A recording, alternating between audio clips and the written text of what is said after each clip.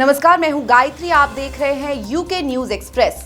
लोकसभा चुनाव से ठीक पहले अलग अलग मुद्दों को लेकर संघर्ष कर रहे उत्तराखंड के लोगों के गुस्से का गुबार फूटने लगा है।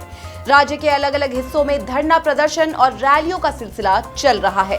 भू कानून और मूल निवास को लेकर पहाड़ से उठी है सबसे बुलंद आवाज। पौड़ी गढ़वाल के श्रीनगर में सड़कों पर उतरा जन सैलाब।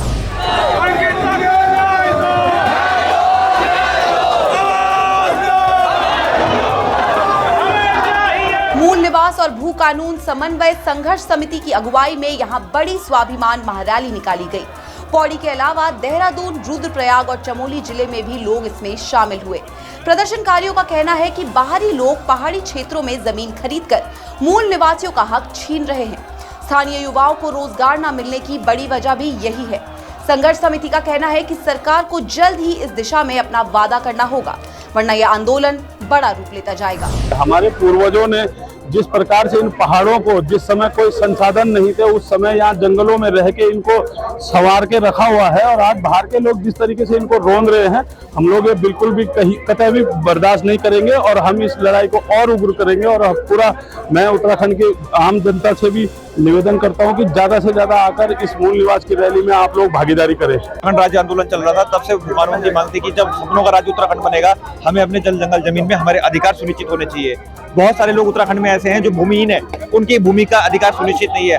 हर वर्ग के लोगों का इसकी जमीनों में अधिकार होना चाहिए, परंतु हो ये रहा है भारी माफिया हमारी जमीनों में कब्जा करे। रुड़की में भू कानून समेत कई मांगों को लेकर धरने पर बैठे उत्तराखंड राज्य आंदोलनकारी संघर्ष समिति के लोग। कहा, राज्य आंदोलनकारी सरकार बनाना जानते हैं तो गिराना भी। रुड़की में जॉइंट मजिस्ट्रेट कार्यालय के बाहर ये धरना दिया गया।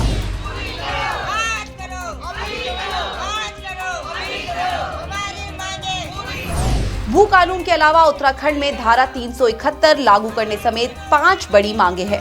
राज्य आंदोलनकारी संघर्ष समिति ने अपनी 5 सूत्रीय मांगों को लेकर मुख्यमंत्री और प्रधानमंत्री के नाम ज्ञापन भी भेजा है। जब उत्तराखंड बना सकते हैं तो उत्तराखंड में सरकार भी इन लोगों ने, जिस जनता ने उत्तराखंड राज्य बनाया, तो उन्होंने जो सरकार भी बनाई, तो जैसे वो जो उत्तराखंड राज्य बना सकते हैं, सरकार बना सकते हैं, वैसे सरकार को गिरा भी सकते हैं। ये आंदोलन का वो सरकार पर निर्भर करता है कि सरकार आंदोलनकारियों की मांगों को मानना चाहती है, अपनी सरकार बनाना चाहती है या नहीं बनाना चाहती है, सरकार के ऊपर निर्भर करता है। जोशीमठ छोड़कर कहीं और नहीं जाएंगे, यहीं अपना जमीनी हक चाहिए और भू धसाव में क्षतिग्रस्त हुए मकानों का मुआवजा भी जल्द चाहिए। ये खुला ऐलान जोशीमठ के आपदा प्रभावित लोगों ने कर दिया है।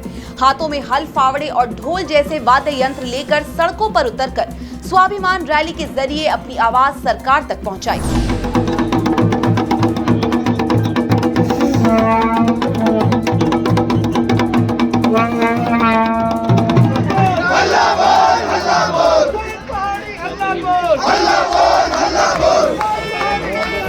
आरोप है कि जोशीमठ में मूल रूप से रह रहे लोगों को सरकार लगातार नजरअंदाज कर रही है। जोशीमठ की आपदा के बाद मूल निवासियों की सुध नहीं लेने आई है। जोशीमठ में साल भर पहले भू धसाव हुआ था, इससे जोशीमठ का अधिकांश हिस्सा प्रभावित है। तमाम वैज्ञानिकी सर्वे के बाद शासन स्तर से जोशीमठ के लगभग 1200 भवन खाली करवाने का आदेश हुआ है। लोगों को विस्थापित किया जाना है, लेकिन जोशीमठ के मूल और पुश्तैनी लोग शहर छोड़ने को तैयार नहीं है। लोगों का कहना है कि सरकार जोशीमठ के लिए ट्रीटमेंट की योजना लेकर आए। यहाँ के मूल निवासियों की कहीं और जो जमीन सुरक्षित है, उन्हें वहां विस्थापित किया जाए। इसके अलावा क्षतिग्रस्त हुई जमीनों का भुगतान शीघ्र किया जाए। अगर ये मांगे जल्द पूरी नहीं हुई तो आने वाले लोकसभा चुनाव में वोट नहीं डालेंगे। 17 साल बीत गए लेकिन सड़क पूरी बनाकर नहीं दे पाई सरकार, तो अनिश्चितकालीन धरने पर बैठ गए 10 से ज्यादा गाँव के लोग। सरकार को खुली चेतावनी दे डाली है कि सड़क नहीं तो इस बार वोट भी नहीं।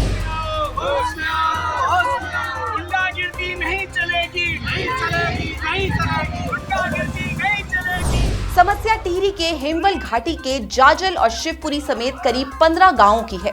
आरोप है कि 23 किलोमीटर लंबा जाजल शिवपुरी मोटर मार्ग यहां तैयार होना था, जिसका काम भी शुरू हो चुका था। दोनों तरफ से 17 किलोमीटर की शुरुआती कटिंग भी हो चुकी थी, लेकिन पर्यावरण का हवाला देकर बीच में काम रोक दिया गया मोटर मार्ग के 6 किलोमीटर के हिस्से का निर्माण कार्य तब से ही रुका पड़ा है। गांव वाले आरोप लगा रहे हैं कि वो जब भी इसके लिए आवाज उठाते हैं, प्रशासन के अधिकारी पर्यावरण का हवाला देते हुए अड़ंगा डाल देते हैं। ये कर्मिक अनशन जारी रहेगा और अगर सरकार इस लोकसभा चुनाव से पहले हमारी मांग अक्सर नहीं मानती, इस 7 किलोमीटर के टुकड़े को पूरा नहीं करवाती, तो लोकसभा चुनाव का पूर्ण बहिष्कार किया जाएगा। चुनाव करीब है तो मौका देखकर जनता की तकलीफों को विपक्ष ने भी मुद्दा बना लिया है। कि हमारे जो प्रतिनिधि हैं वर्तमान में, उन्होंने क्या करा कि मुख्यमंत्री जी से जो है उसको डबल लाइन की जो है घोषणा करवा दी। क्या कहते हैं उसको, नेशनल हाईवे जो है बनाया जाएगा। हालांकि सोच मैं गलत नहीं बता रहा हूँ, कि सोच बहुत अच्छी रही होगी कि डबल लाइन बन जाए, लेकिन एक गलती वहाँ पे ये हुई है कि पहले सिंगल उसको रोड बनने देते, क्योंकि जब सिंगल रोड में जितने पेड़ थे वो सब जो है नप चुके थे, सब कुछ वन निगम को जो है स्वीकृति मिल चुकी थी। पहले सिंगल बनने देते तो सिंगल में जो है कम पेड़ आ रहे थे, अब डबल लाइन में जो है दुगने पेड़ आ रहे हैं, तो उसको जो है उन्होंने जो है रिजेक्ट कर दिया और साथ में जो है वो रोड ही कैंसिल कर दी। रुड़की में किसानों ने एकजुट होकर सरकार के खिलाफ की जमकर नारेबाजी, सरकार को किसान विरोधी बताया और उत्पीड़न का आरोप लगाया।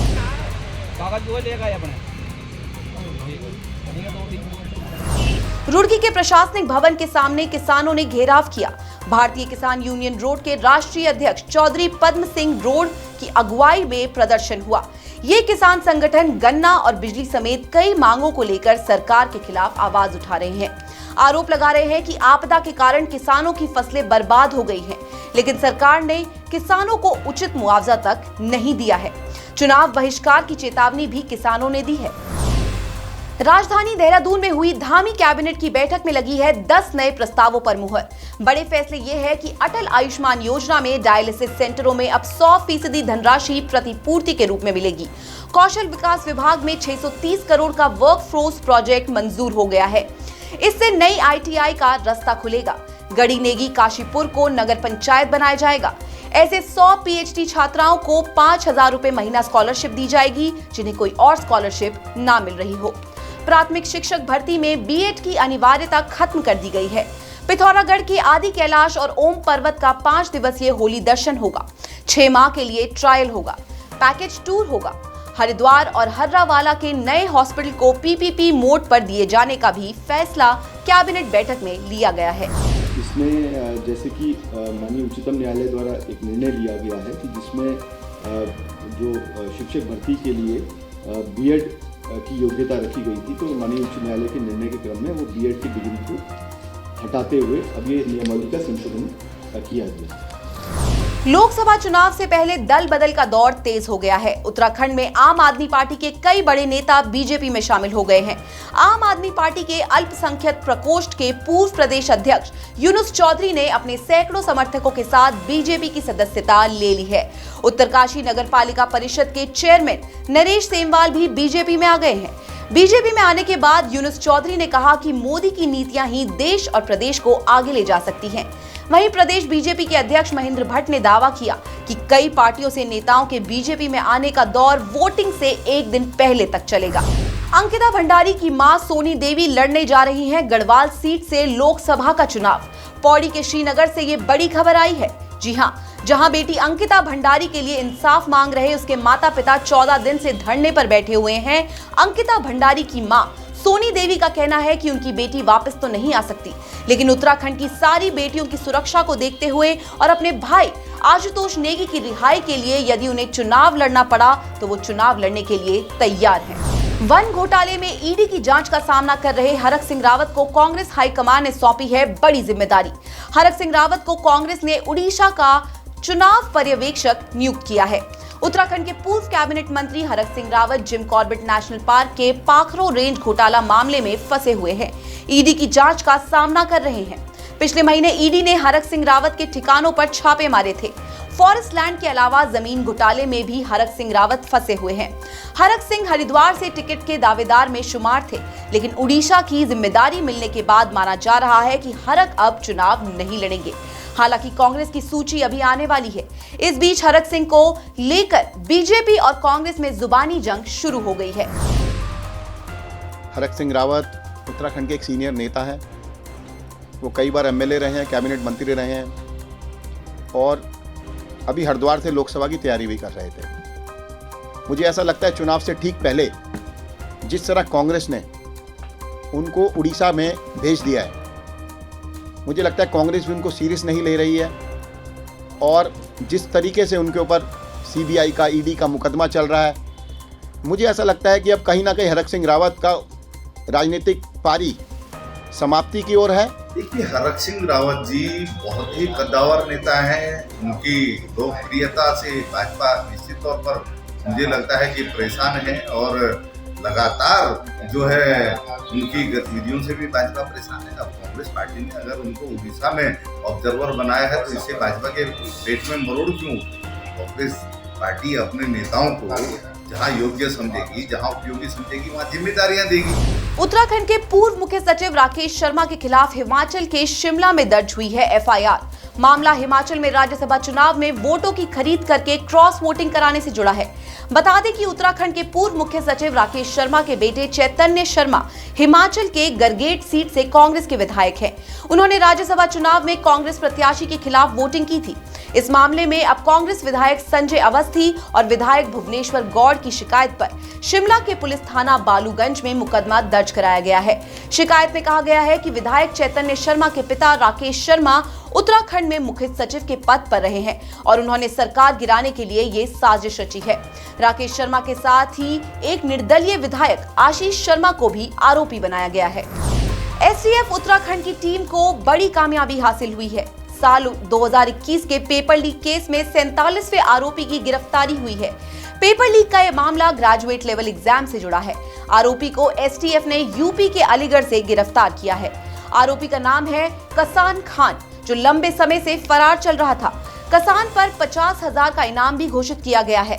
आरोपी से पूछताछ चल रही है कि पुलिस का मानना है कि पेपर लीक केस से जुड़े कई नए राज इस पूछताछ में सामने आ सकते हैं। हरिद्वार में एसटीएफ ने एक ड्रग्स पेडलर को गिरफ्तार कर करोड़ों की ड्रग्स बरामद की है। हरिद्वार से गिरफ्तार हुए ड्रग्स पेडलर का नाम मोहम्मद बिन कासिम है। यूपी के बरेली का रहने वाला है। आरोपी के पास से कुल 1 किलो 110 ग्राम स्मैक बरामद हुई, जिसकी बाजार में कीमत करीब 1.25 करोड़ रुपए है। एसटीएफ के मुताबिक कासिम तो पकड़ा गया, लेकिन ड्रग्स के काले कारोबार में शामिल सलमान नाम का एक आरोपी अंधेरे का फायदा उठाकर फरार हो गया। कासिम सलमान को ही स्मैक की डिलीवरी देने आया था। पुलिस मामले की बारीकी से छानबीन कर रही है ताकि नशे के पूरे खेल से पर्दा उठ सके। हल्द्वानी में हुआ है बड़े ऑनलाइन सट्टा रैकेट का खुलासा। ऑनलाइन सट्टा गैंग के लीडर समेत 5 आरोपियों की पुलिस ने गिरफ्तारी की है। 15 लाख का कैश, सट्टा गैजेट और 11 मोबाइल फोन भी बरामद किए गए हैं। पुलिस को सूचना मिली थी कि शहर के मंगल पड़ाव इलाके में ऑनलाइन सट्टे का बड़ा गैरकानूनी कारोबार चल रहा है। इसके बाद छापेमारी हुई और गैंग लीडर समेत 5 आरोपियों को दबोच लिया गया। सट्टा गैंग के लीडर का नाम मनोज कुमार है। उसके खिलाफ बनभूलपुरा थाने में पहले से कई मामले दर्ज है। मनोज एनडीपीएस एक्ट मामले में पहले भी जेल जा चुका है। पुलिस अब पता लगा रही है कि ऑनलाइन सट्टेबाजी का ये नेटवर्क कहां तक फैला हुआ है और इसमें कुल कितने लोग शामिल हैं। हरिद्वार में थम नहीं रही है जंगली हाथियों की घुसपैठ। अब हरिद्वार के रिहायशी इलाके सिंहद्वार में हाथी नजर आया है। वीडियो में दिख रहा है कि इस हाथी ने एक होटल में घुसने की कोशिश भी की। ये वीडियो देर रात का बताया जा रहा है। सिंहद्वार के पास ही गंगा घाट पर भी एक हाथी के टहलने का वीडियो सोशल मीडिया पर वायरल हो रहा है। वन विभाग की टीमें हरिद्वार के रिहायशी इलाकों में आ रहे हाथियों को रोकने की मुहिम चला तो रही है, लेकिन मुहिम का ठोस असर होता नहीं दिख रहा है। औली में नेशनल ओपन स्कीइंग और स्की माउंटेनियरिंग प्रतियोगिता के दूसरे दिन सेना और उत्तराखंड के स्कीयर्स का दबदबा रहा। उत्तराखंड की टीम ने एक गोल्ड और एक सिल्वर मेडल लेकर अपनी दमदार मौजूदगी दर्ज कराई। अल्पाइन महिला वर्ग में उत्तराखंड की महक ने गोल्ड जीता। उत्तराखंड की ही मेनका ने सिल्वर अपनी झोली में डाला। प्रतियोगिता का समापन 11 मार्च को होना था, लेकिन तय समय पर स्की माउंटेनियरिंग की स्प्रिंग रेस का आयोजन न होने की वजह से चैंपियनशिप को एक और दिन के लिए बढ़ा दिया गया है। चमोली में स्थित हेमकुंड यात्रा मार्ग का निरीक्षण करने निकली गुरुद्वारा और पुलिस की टीम, लेकिन भारी बर्फबारी की वजह से घांघरिया तक भी नहीं पहुंच पाए। लगातार बर्फबारी से इलाके में 4 फीट से ज्यादा बर्फ जमा है। रास्ता भी टूट गया है, इसलिए गुरुद्वारा और पुलिस की टीम को घंघेरिया से ही वापस लौटना पड़ा। करीब 3 किलोमीटर पहले से ही उनको वापस लौटना पड़ा। हेमकुंड साहिब के कपाट इस साल 25 मई को खोले जाने हैं। इसी को देखते हुए गुरुद्वारा और गोविंद घाट पुलिस ने अभी से तैयारी शुरू कर दी है, लेकिन मार्च महीने में भी हो रही जमकर बर्फबारी काम में बाधा डाल रही है। त्रेता युग के श्रवण कुमार की तरह कलयुग में भी निकले हैं 2 श्रवण कुमार अपनी मां की इच्छाओं को पूरा करवाने। तस्वीरें हरिद्वार से आई हैं। धीरज और तेजपाल नाम के 2 सगे भाई अपनी मां को कांवड़ पर बैठाकर 4 धाम और तीर्थ स्थान के दर्शन कराने निकले हैं। 60 साल की मां राजेश्वरी देवी चलने फिरने में असमर्थ है, लेकिन 4 धाम और तीर्थ दर्शन की इच्छा बरसों से मन में थी। दोनों बेटों को मां की इस इच्छा का पता चला तो मां को कांवड़ में बिठाकर और कांवड़ को अपने कंधों पर उठाकर निकल पड़े तीर्थ यात्रा पर। कलयुग के श्रवण कुमार कहे जा रहे धीरज और तेजपाल यूपी के बदायूं के रहने वाले हैं। हिमाचल में फैक्ट्री में काम करते हैं। वहीं से अपनी मां को लेकर पहले हरिद्वार निकले और मां को गंगा स्नान करवाया। मां की इच्छा पूरी करने ये श्रवण कुमार अब आगे के सफर पर निकल पड़े हैं।